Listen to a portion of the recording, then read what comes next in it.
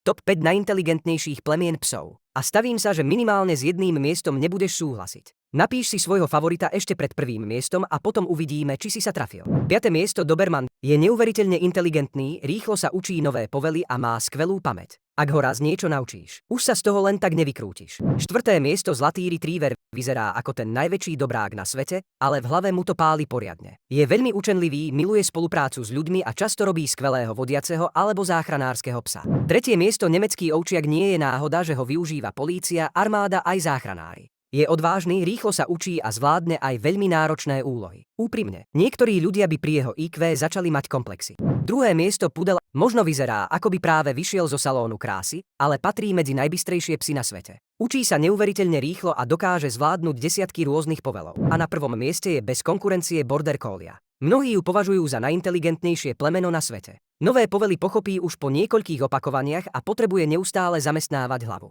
Ale teraz úprimne, ktoré plemeno sme neprávom vynechali a ktoré by si z top 5 okamžite vyhodil? Napíš ho do komentára.